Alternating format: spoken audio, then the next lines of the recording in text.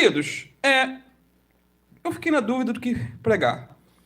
Como é à noite, a nossa mente está um pouco cansada, eu ia falar sobre a Trindade, mas ia dar um nó, ia sair fumaça pela cabeça, pelas orelhas, assim, e talvez eu deixe para domingo de manhã, que a gente vai estar com a mente bem fresquinha, Santa Ceia. Então, o assunto seria, já dando sequência a 1 João, capítulo 5, versículo 6 a 8, seria. Mas o assunto eu estava meditando, eu falei, rapaz, as crianças iam estar aqui, né? Não ia ter salinha. Aí eles vão ficar assim, que isso, pastor? Então eu vou falar de um assunto mais light, tá? Sobre o inferno. Amém. Sério, queridos. Gênesis 19, versículo 24 e 25. Vai ser rápido. O assunto bem conhecido. Um assunto que eu já preguei, mas não foi gravado na época. E eu já estou há tanto tempo para trazer esse assunto. A destruição de Sodoma e Gomorra.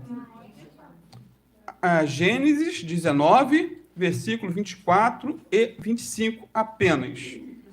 Depois da leitura, deixe a Bíblia aberta. Amém? Não deixe sua Bíblia em casa. Vamos lá? É um dos livros mais fáceis de serem encontrados, né, queridos? É igual Apocalipse. É o primeiro livro da Bíblia. Gênesis 19, versículo 24 e 25. Todos acharam? A Ana está ali procurando ainda. Ih, está perdida.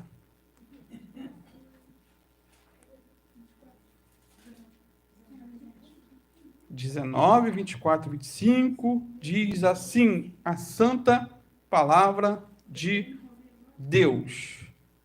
Calma aí que vai dizer ainda. Ih, até a Biana está bem perdida.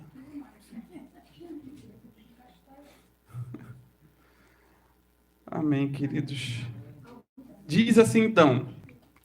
Então, o Senhor, o próprio Senhor, fez chover do céu fogo e enxofre sobre Sodoma e Gomorra.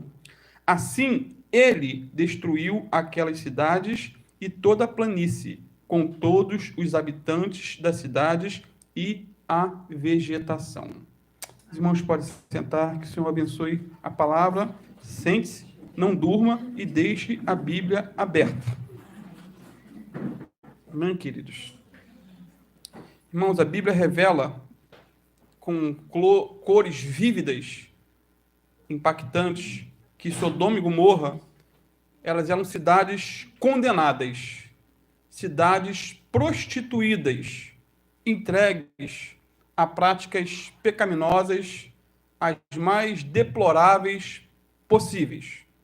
Em Gênesis 18, versículo 20 e 21, antes de destruir essas duas cidades, o Senhor disse o seguinte para Abraão, assim, ouvi um grande clamor vindo de Sodoma e Gomorra, porque o pecado dessas duas cidades é extremamente grave.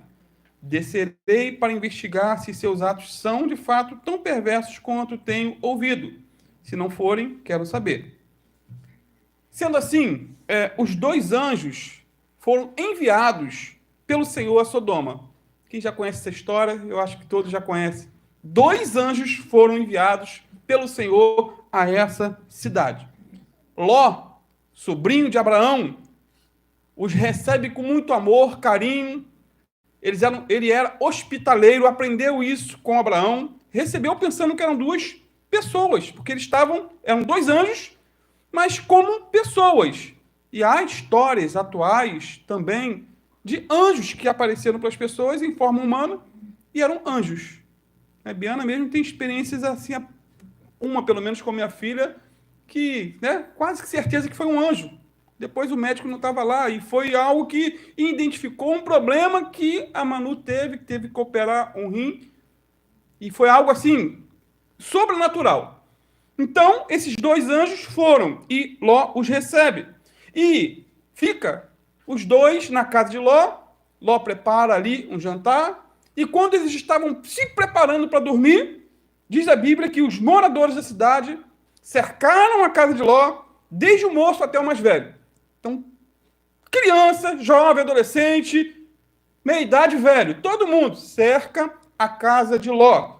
E aí, no versículo 5 do Gênesis 19, diz que chamaram a Ló e disseram-lhe: onde estão os homens que a ti vieram nesta noite? Traze-os para nós, para que os conheçamos. E como Ló não cedeu aí ao pedido deles, a agressão começou. Primeiro a agressão começou com palavras e depois em atos.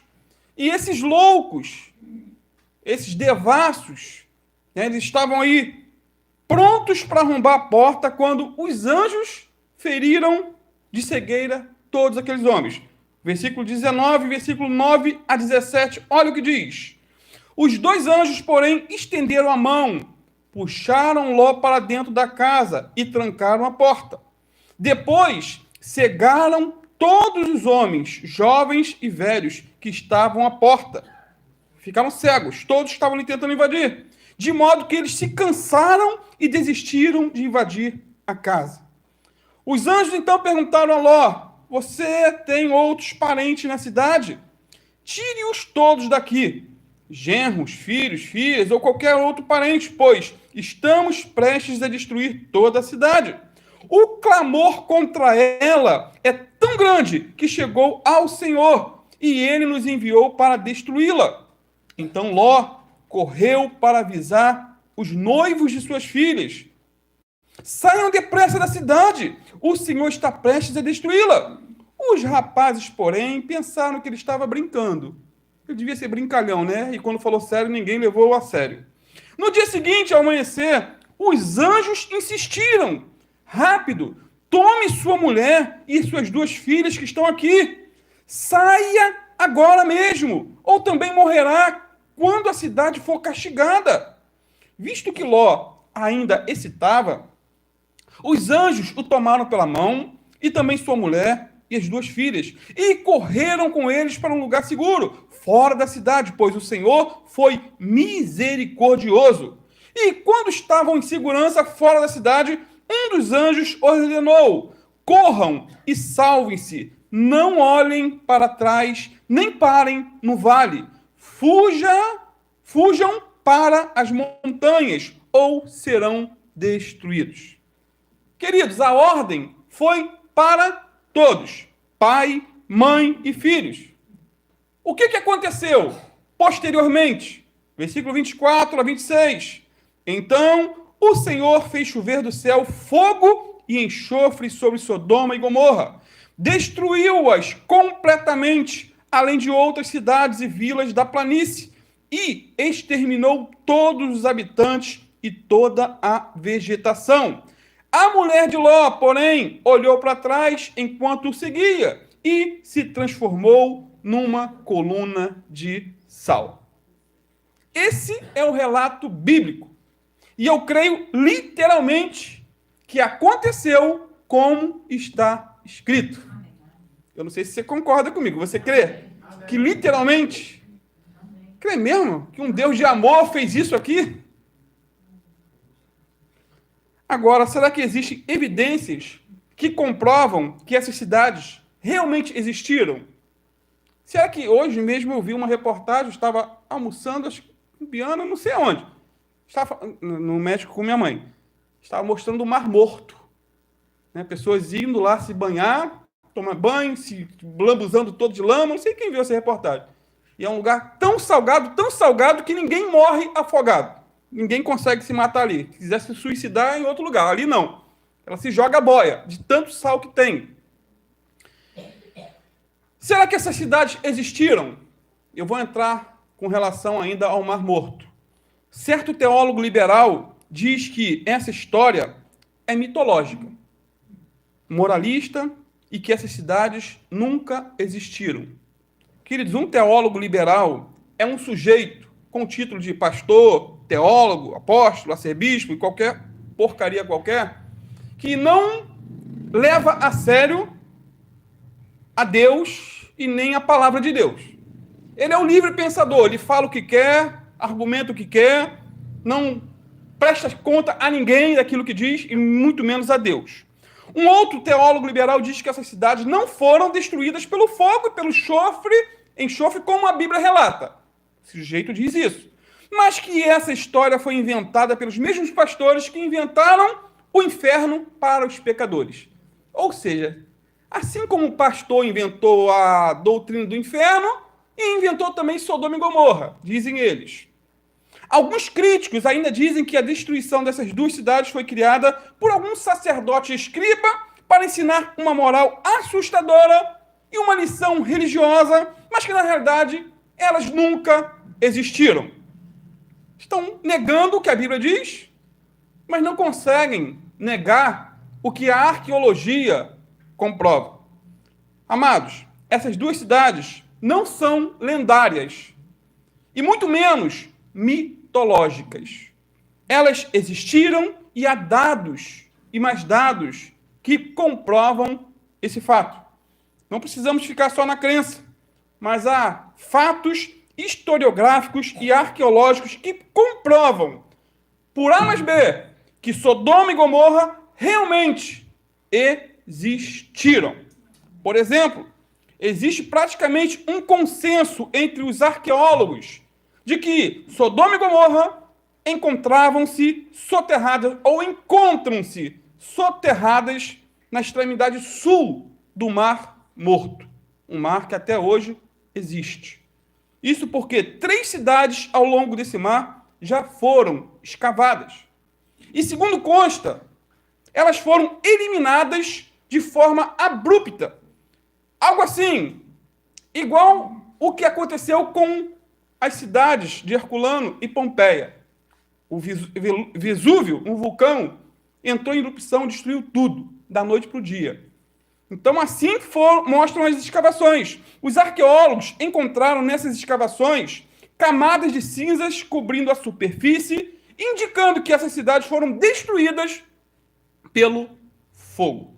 E mais, nessas escavações foram encontrados, por exemplo, 2 cemitérios com mais de 50 mil indivíduos enterrados, indicando que havia uma grande população nessa época, nessas cidades.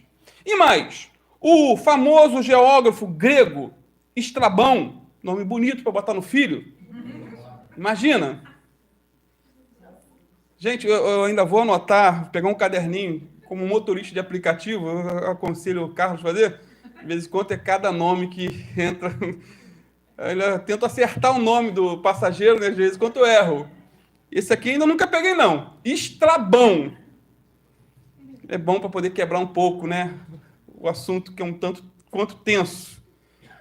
O famoso geógrafo grego Estrabão, na segunda metade do século II a.C., ou seja, 200 anos antes de Jesus, atualizando, 2.200 anos atrás, escreveu inúmeros tratados descritivos de geografia.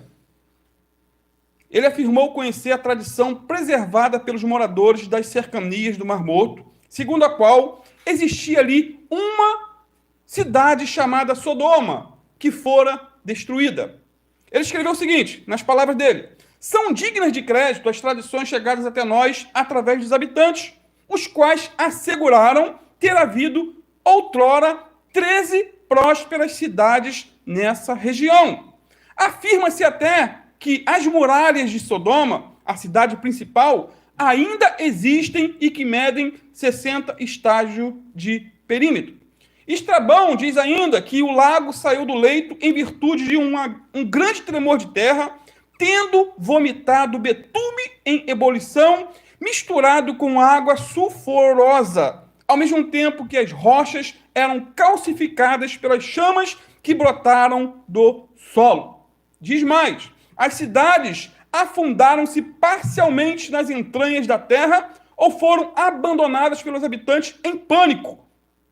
Irmãos, Estrabão, ele não era crente, não tinha compromisso com a Bíblia, não tinha necessidade alguma de forçar a história para comprovar as Escrituras. Ele só estava relatando fatos. O mais interessante é que esse não foi o único autor grego que nem era judeu e muito menos cristão a tratar desse assunto. Entre os romanos, por exemplo, o senador Tácito conta em seus escritos o que parece ser a destruição de Sodoma. Olha o que ele diz. Isso já no período romano, na época de Cristo. Diz ele que não longe do Mar Morto estendiam-se planícies que foram outrora muito férteis e onde se erguiam grandes cidades. Contudo, dizem que essas cidades foram destruídas por um raio. Quanto a mim, diz Tácito, admito perfeitamente que alguma cidade célebre possa mesmo ter sido devoradas pelo fogo do céu. E mais um relato, temos também a descrição do historiador Flávio Josefo, que era judeu por nascimento, mas romano por cidadania. Ele mencionou no primeiro século da era cristã a existência de uma tradição aceita por ele mesmo como sendo verdadeira, que o Mar Morto era chamado de Lago de Asfalto, por ter se formado como resultado de uma devastação ocorrida em Sodoma e Gomorra. Por fim, queridos, até o Alcorão, livro dos muçulmanos, faz menção à destruição de Sodoma e Gomorra, que são chamadas nesse livro de cidades nefastas. Creem literalmente nesse relato. Voltando então à visita dos anjos a Sodoma, podemos observar que aquela multidão que cercou a casa de Ló estava inflamada por uma luxúria bestial, algo fora do comum, anormal, terrível. Gênesis 19:5, vou ler mais uma vez. Diz que chamaram a Ló e disseram-lhe: onde estão os homens que a ti vieram nesta noite? Traze-os fora a nós, para que os conheçamos.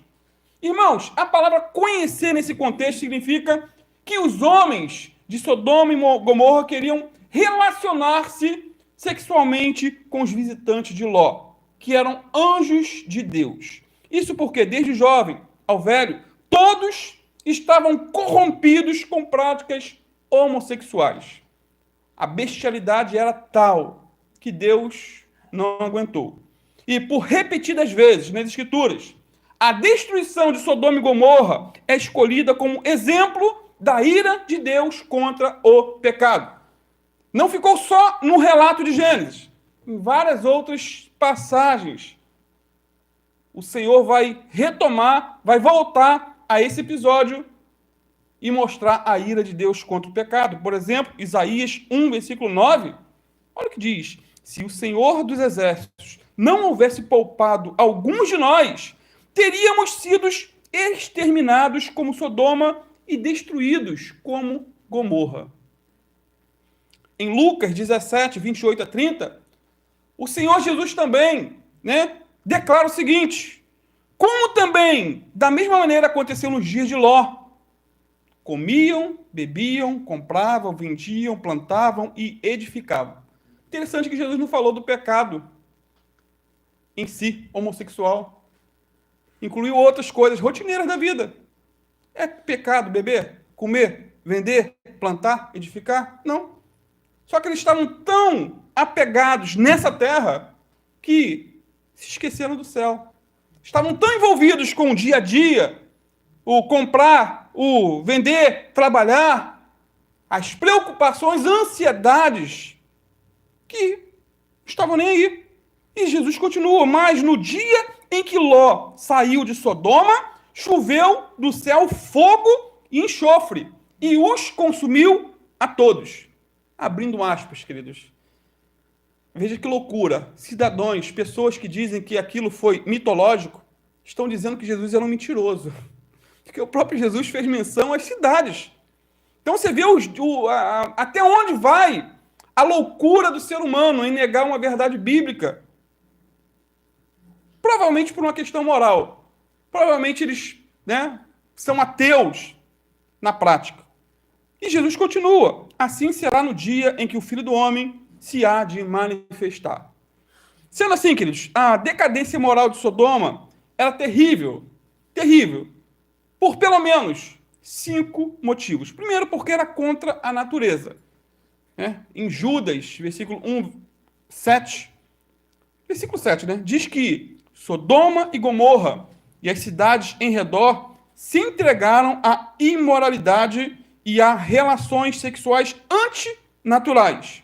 Estando sob o castigo do fogo eterno, elas servem de exemplo.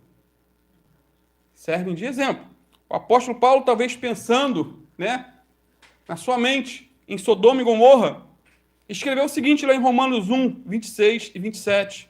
Por isso, Deus os entregou a desejos vergonhosos. Até as mulheres trocaram sua forma natural de ter relações sexuais por práticas não naturais. E os homens, em vez de ter relações sexuais normais com mulheres, arderam de desejo uns pelos outros. Homens praticaram atos indecentes com outros homens. E, em decorrência desse pecado, sofreram em si mesmos o castigo que mereciam. Então, Paulo aqui condena tanto o lesbianismo quanto o homossexualismo, de maneira clara. Segundo, queridos, era uma prática desenvergonhada, ou seja, era em público. Eles não tinham pudor. A situação estava a esse nível. Não havia mais limite para aquele povo. Nenhum limite. Terceiro, era uma prática violenta, pois eles queriam o quê? Estuprar os estrangeiros. Eu trouxe água? Não. O que eu fiz com a água, hein? Eles queriam estuprar, queridos, os estrangeiros, pensando que eram seres humanos, mas eram anjos de Deus. Quarto, era uma prática obstinada, pois mesmo depois de cegos, diz a Bíblia, eles tentaram arrombar a porta. Ficaram procurando, igual cegos no tiroteio. Literalmente. E quinto, era uma prática generalizada, pois atingia a todos, velhos e moços, diz o texto sagrado. Ou seja, queridos, Sodoma e Gomorra são símbolos históricos de libertinagem sexual. Portanto, o famoso pecado da cidade estava se mostrando aqui, nesse contexto, em toda a sua feiura. Os homens queriam que os estrangeiros lhes fossem entregues para manter atos homossexuais com eles. Pecado que veio a ser chamado ao longo da história de sodomia. Levíticos 18, versículo 22 diz o seguinte: não pratique a homossexualidade tendo relações sexuais com outro homem, como se fosse com uma mulher. Isso é, diz a Bíblia, detestável. E vai chegar uma época que, por dizer o que eu estou dizendo, seremos presos. Eu não estou exaltando um pecado maior do que o outro. Como eu sempre falo, queridos. Sexo fora do casamento é pecado. Antes do casamento é pecado. Falta de sexo no casamento também é pecado. Sob a lei de Moisés, a sodomia era punida o quê? Com morte. Aqueles que viviam na prática da homossexualidade, eles não vão herdar o reino de Deus, diz a Bíblia. Assim como o adúltero e assim como o fornicário. O apóstolo Paulo diz que eles receberão em si mesmos a merecida punição do seu erro. Lá em Romanos 1, 27. Depois confirma. Mas, como qualquer outro pecado, é bom frisar, a prática da homossexualidade também pode ser perdoada. A pessoa pode ser restaurada. Amém. Ela pode ser liberta. Amém. Essas pessoas podem ser salvas, queridos, arrependendo-se de seu pecado, abandonando o pecado e crendo em Jesus como Salvador pessoal. O que eu não posso fazer e concordar, como eu sempre digo, é juntar a prática com a fé. É juntar. Não pode-se com ele, junte-se a ele. Não venceu determinado pecado, então eu vou adaptar o meu pecado à Bíblia, para que a Bíblia não condene aquilo que eu pratico. Isso é aberração. 1 Coríntios 6, versículo 9 a 11. Olha o que a palavra de Deus diz. Vocês não sabem que os injustos não herdarão o reino de Deus? Diz o apóstolo Paulo, o apóstolo da graça. Não se enganem. É uma advertência para mim e para você. Não se enganem. Porque tem muita gente enganada, amados. E ele está dizendo claramente, ó, não se enganem. Aqueles que se envolvem em imoralidade sexual, adoram ídolos, cometem adultério, se entregam a práticas homossexuais, são ladrões, avarentos, bêbados, insultam as pessoas ou exploram os outros, não herdarão o reino de Deus. Alguns de vocês eram assim, mas foram purificados e santificados, declarados justos diante de Deus, no nome do Senhor Jesus Cristo e pelo Espírito de nosso Deus. Será que a sabedoria do apóstolo Paulo, como foi dirigido pelo Espírito Santo, ele não elevou a homossexualidade como um pecado mor. Não, ele está botando tudo aqui na mesma coisa. O bêbado, o avarento. Aí a pessoa condena determinado pecado, mas ela é avarenta. Né? Parece que tem um escorpião no bolso. O outro, o fulano tá vestido de mulher. Mas se o cara é avarento, ele está no mesmo nível, segundo a Bíblia. Então não estou exaltando, botando um pecado num nível maior do que o outro. Não, nem o apóstolo Paulo. Muito menos. O beberrão, da número 1 a 51, está aqui na lista. Bêbados. Adultério. Adoração de ídolos. Se prostrar diante de uma imagem. Então, o interessante é que a dissolução na época de Ló foi apenas local. Lembra? Foi local. Foi ali pontual. Abrangia Sodoma, Gomorra e algumas cidades vizinhas. Porém, hoje, a dissolução ela é generalizada no mundo todo. A Bíblia diz que o mundo jaz no maligno. Está no maligno, literalmente. 2 Pedro 2, versículo 4 a 6. Olha o que Pedro diz. Porque, se Deus não perdoou aos anjos que pecaram, mas, havendo-os lançado no inferno, os entregou às cadeias da escuridão, ficando reservados para o juízo, e se ele não perdoou ao mundo antigo, mas guardou a Noé, pregoeiro da justiça, com mais 7 pessoas, ao trazer o dilúvio sobre o mundo dos ímpios, e condenou a destruição as cidades de Sodoma e Gomorra, reduzindo-as a cinza e pondo-as, para exemplo, aos que vivem impiamente. Então, nessas duas cidades, aberrações eram cometidas à luz do dia. Quase encerrando, podemos ver que essas duas cidades foram citadas como exemplo do fogo eterno. Já falamos e provamos que elas foram destruídas pelo fogo. Algo catastrófico aconteceu. Queridos, não precisa ir muito longe. Quem viu a reportagem sobre o Havaí? Quem diria, irmãos? Tem milhares de pessoas que foram incineradas. Não existe. Não vai ter nem enterro. E o fogo foi numa velocidade, lambendo tudo, queridos. Você não precisa ir muito longe. Foi juízo de Deus? Não sei. Aqui em Sodoma e Gomorra, a Bíblia diz que foi juízo. Tá? Em relação a... não vou entrar nesse mérito. Estou falando do fato. Acontece. Se você for pesquisar, dar um Google no YouTube sobre a destruição das cidades de Herculano e Pompeia, irmãos, da noite para o dia.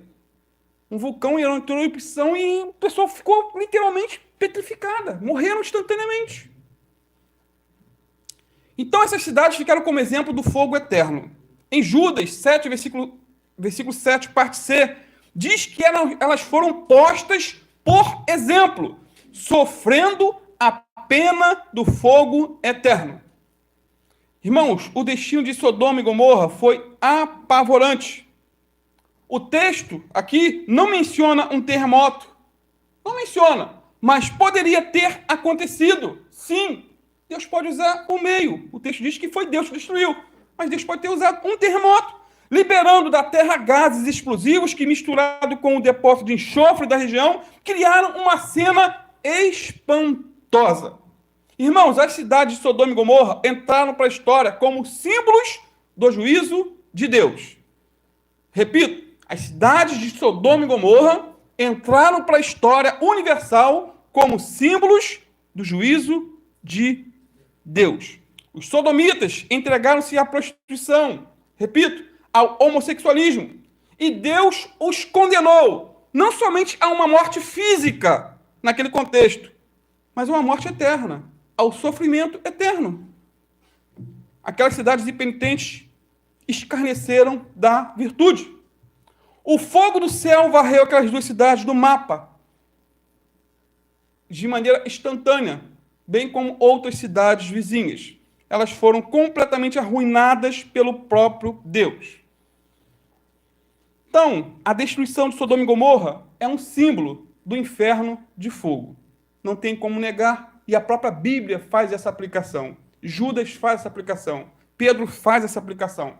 A Bíblia descreve com cores vivas esse lugar de tormento, chamado inferno, para onde serão lançados aqueles que não estiverem com o nome escrito no livro da vida. E como eu tenho um nome escrito no livro da vida? Me arrependendo dos meus pecados, crendo em Jesus como meu Senhor e Salvador, confiando nele até o fim. Não é só até o batismo. Me batizei e abandonei. Só tem gente que entende a Bíblia tão errado. Quem crê e for batizado será salvo. Então, eu criei, me batizei, vou ser salvo, nunca mais apareço na igreja. Já aconteceu isso várias e várias vezes. Eu sei que não é nada agradável, queridos, nada agradável ouvir sobre esse assunto, sobre o inferno. Mas é importante para as nossas vidas. Até porque, como já é uma frase cunhada no meio cristão, é melhor ouvir sobre o inferno do que ir para o inferno. É melhor ser advertido da existência desse lugar do que ir para esse lugar. É melhor crer no que a Bíblia diz do que entrar no Google ou dar um YouTube e ver lá que alguns vão falar, não, isso não é eterno, não. Não, você só vai deixar de existir. Só que a Bíblia fala lá em Mateus 25 de vida eterna. Uns irão para a vida eterna e outros para o tormento eterno. E a palavra grega para o eterno é a mesma. Se haverá vida eterna sem fim, haverá sofrimento eterno sem fim. Não é apelo emocional e argumento de pastor para botar medo em crente. É o que a Bíblia diz. Irmãos, a Bíblia descreve o inferno como um lugar real e não como um símbolo do mal. C.S. Lewis, certa feita, citou uma placa que ele viu no cemitério, né? E leu. Dizia assim, aqui está um ateu, todo arrumado e sem lugar algum para ir. Então, o sujeito que morreu, antes de morrer, ele botou, botem assim lá no meu túmulo. Não tem aquelas inscrições que fazem? Aqui está um ateu, todo arrumado, sem lugar algum para ir. Depois o próprio C.S. Lewis comentou o seguinte, aposto como ele gostaria que isso fosse verdade. Porque não é porque eu nego a existência que ele vai deixar de existir. Eu não quero nem saber sobre isso. É igual a pessoa que tem medo de enterro. Não, detesto ir. Não, querendo ou não, um dia você vai. Então é melhor ir antes. Porque lá nós vemos o fim de todas as coisas. O fim no sentido físico. Porque não é o fim, é o início de uma eternidade com ou sem Deus. Ali todos se igualam em determinado sentido, fisicamente. Mas no sentido mais amplo, não há igualdade. Porque aqueles que morreram com Cristo terão uma eternidade com Cristo. Aqueles que morreram sem Cristo, sem salvação, estão em tormento, estão em sofrimento. Assim diz a Bíblia. Queridos, o inferno é real, e quem disse que isso é real, que ele é real, foi Jesus. E o que Jesus diz, e o que a Bíblia afirma, está no absoluto. No absoluto. Mateus 10, 28. Olha o que Jesus disse. Não temais os que matam o corpo e não podem matar a alma. Temei antes aquele que pode fazer perecer no inferno tanto a alma como o corpo. Portanto, o mesmo Deus que destruiu a cidade de Sodoma e Gomorra também condenará a alma ao inferno. Condenará almas ao inferno. O sofrimento no inferno não acaba. Não cessa. Não diminui. Em Lucas 13, 28, Jesus disse que no inferno haverá choro e ranger de dentes. Um Jesus que é amor falou mais de inferno do que de céu. Quem for lançado nesse lugar terrível, diz a Bíblia, será atormentado para todo o sempre. Aí entra aquela frase, não pague para ver. Não pague. Não pague, como muitos têm. Nada. Isso é história. Historinha. A Bíblia diz que o inferno foi preparado para o diabo e seus anjos. Não foi preparado para o homem. O ímpio vai para esse lugar após a morte por uma razão. Simples. Sabe por quê, queridos? A vida do ímpio no céu seria um inferno. Imagina, por exemplo, um ímpio indo para o céu. E lá vai haver adoração, oração, santo. E ele fala, me tira daqui, me manda para o inferno, porque é como um peixe fora d'água. O contrário também seria interessante. Imagine um crente que viveu em oração, em jejum, consagração, fugindo de todo pecado, se santificando, indo para o inferno. É incoerente, não é? Ele vai para o inferno. Seria um inferno para ele? Até porque a morte, queridos, não anula a personalidade e não torna ninguém santo.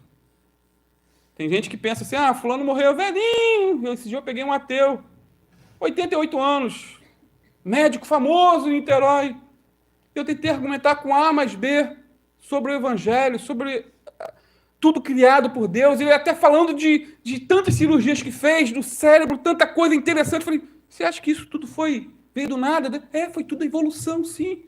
Você acredita nisso? Eu creio. Então você acredita que se um caminhão explodisse ali, cheio de matéria-prima dentro, com ovo, farinha de trigo, todos os ingredientes para um bolo, depois chegasse o bombeiro, depois de ter tido uma explosão, abrisse e visse ali um bolo lindo igual o de Dani. Isso é coerente você raciocinar assim? Não, pode acontecer. Meu Deus. Vai para o inferno, então. Misericórdia, estou brincando. Então, gente, é coisa de doido. Como que um próprio médico ele lida com o sobrenatural, com o inexplicável, com coisas tão perfeitas e continua no ateísmo? Então, queridos, quando o homem morre em santidade, sua vida eterna é com Deus. O inverso seria atormentador, tanto para o ímpio como para o justo. Jesus disse em Mateus 25, versículo 41, o seguinte: então o rei dirá também aos que estiverem à sua esquerda. Esse negócio de esquerda é complicado, né? Apartai-vos de mim, malditos, para o fogo eterno. Só estou lendo a Bíblia, tá, gente? Preparado para o diabo e seus anjos. Então isso não é apelo emocional, mas uma verdade bíblica. Em Marcos 9:43, o Senhor Jesus disse também: se a tua mão pecar, corta. É claro que não é literalmente cortar, decepar a mão. Você pode não ter mão e continuar pecando. E o cidadão pode ser cego e continuar cobiçando. A imaginação. Né? É cortar o pecado, não é cortar a mão, queridos. Pelo amor de Deus. Tem gente que lê a Bíblia e parece que está lendo. Diz Jesus, melhor é para ti, até as crianças estão acompanhando o raciocínio, né? Melhor é para ti entrares na vida aleijado do que tendo as duas mãos, ires para o inferno, para o fogo que nunca se apaga. Eu vou fazer igual católico. Palavras do Senhor Jesus. Quem foi de missa, eu fui.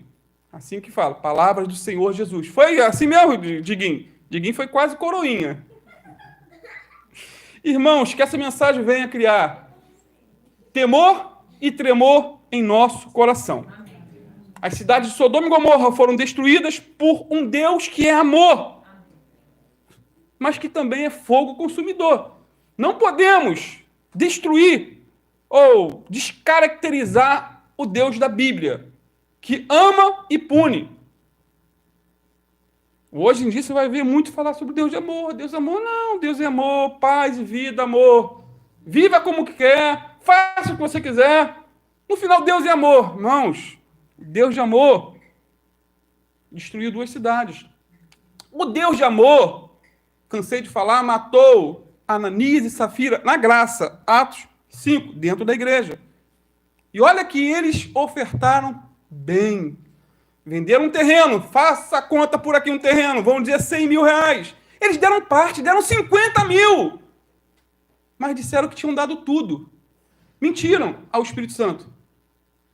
Ananias foi o primeiro a morrer. Depois chegou a Safira, um casal aloprado, combinaram tudo para ganhar fama, receber tapinha nas costas, porque Barnabé tinha doado também um terreno. Só que Barnabé fez de coração para ajudar a obra. E eles queriam ficar com parte e ao mesmo tempo receber glórias, louvores dentro da igreja. Eu não sei o que passa na cabeça de alguns crentes, entendeu? Esse casal, então, e ela morreu também depois de 3 horas. Vocês venderam realmente para aquele terreno por tal? Falou, sim, vendemos. Bum, morreu. Eu, às vezes fico rindo, queridos. Às vezes não é debochando, não, porque às vezes tem gente que me critica. Você está falando de coisa tão séria e ao mesmo tempo fica, às vezes, com semblante de riso. É contraditório, mas é para poder quebrar um pouquinho o clima. Eu já estou concluindo já. Queridos, somos mais privilegiados hoje do que Sodoma e Gomorra foram no passado. Temos muitos e muitos privilégios. Você já parou para pensar que Sodoma não tinha igrejas? Não tinha igreja naquele lugar. O único exemplo de crente era Ló. Um crente meio barro, meio tijolo. Se você ver a história dele, é um crente bipolar. Não tinham igrejas. Hoje nós temos milhares. Para tudo como tipo de gosto. Você gosta de uma igreja com luzinha, escura, igual a boate? Pô, tem uma opção. Uma igreja que tem muita revelação, profecia, blá, blá, blá, tem também. Você vai para tudo. Então tem milhares de igrejas. Sodoma não possuía Bíblias. Não tinha Bíblia. Nós temos milhares. Sodoma não tinha pregadores. Hoje, mais do que nunca, podemos ouvir os melhores pregadores da atualidade do passado via YouTube. De vez em quando eu ouço lá. Jimmy Swaggart, Billy Graham. Sodoma não possuía seminários bíblicos, institutos bíblicos. Nós temos centenas. Sodoma não tinha reuniões de orações. Hoje existem milhares e milhares de pessoas orando. Sodoma não possuía nenhuma rede evangélica de comunicação, nenhuma televisão. No Brasil se encontra uma porção. Nos Estados Unidos, então, nem se fala. Sodoma não conhecia as histórias a respeito do julgamento de Deus. Não conhecia nada, os quais poderiam servir de advertência contra o perigo. E nós temos muitos volumes desse relato. Ou seja, eles não sabiam de destruições anteriores. Nós temos na Bíblia vários exemplos de um Deus que é amor, sim, mas que é um Deus justo.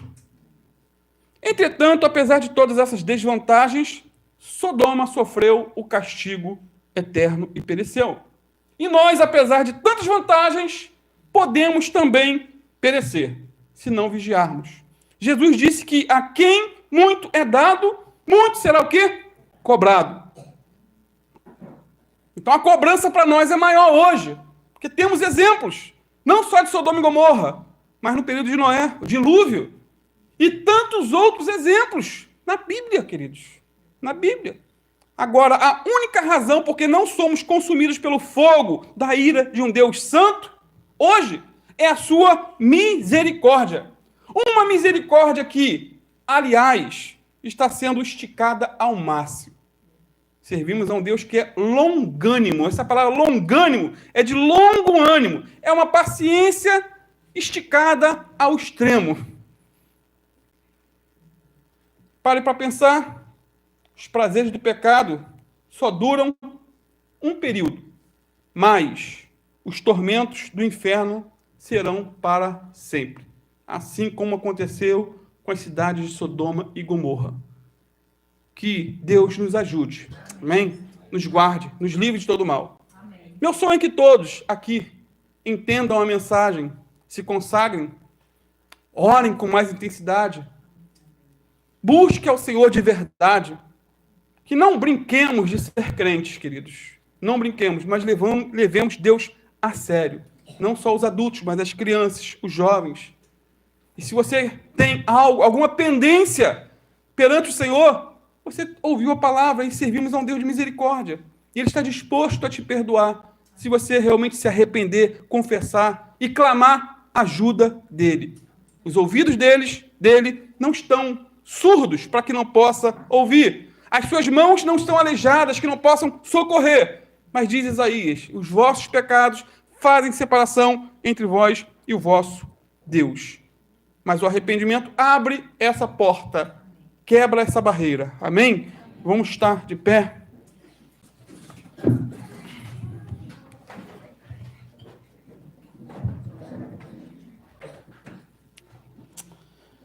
Ore comigo, meu irmão. Ore também.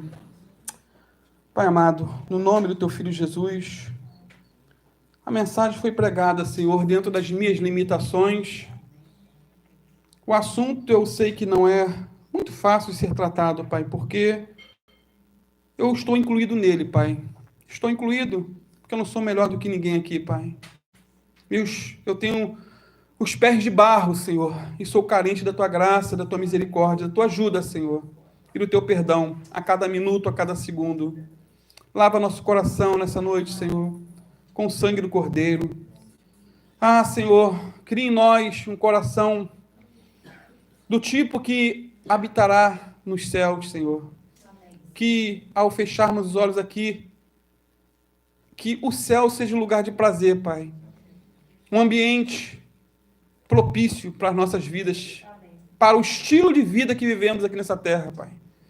Uma vida de oração, de consagração, uma vida de renúncia a qualquer tipo de pecado que entristeça Teu Espírito Santo.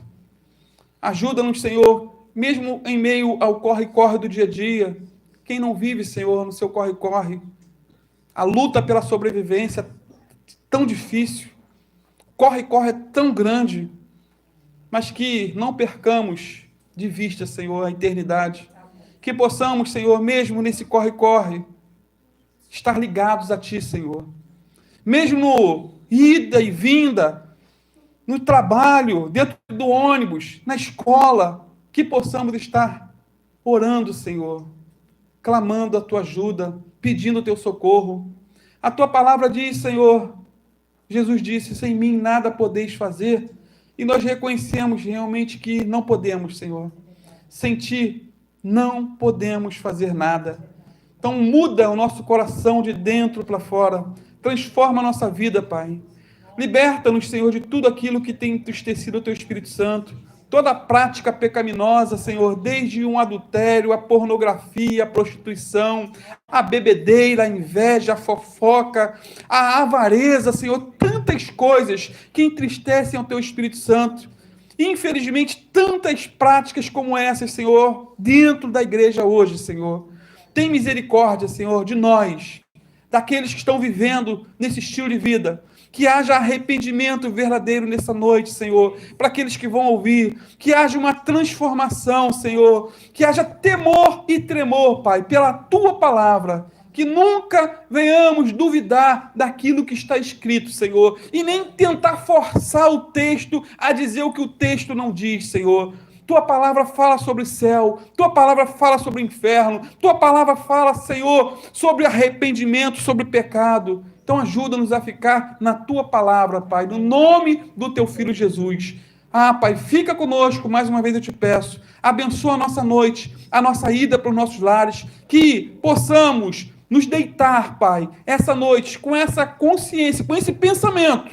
O inferno existe, mas o céu também existe. É um lugar de glória, de gozo, um lugar onde não haverá mais choro, não haverá mais dor, não haverá mais doença, não haverá mais dívida, não haverá mais tribulação. Nós viveremos para sempre com o Senhor, pelos séculos dos séculos, em nome do Senhor Jesus. Amém.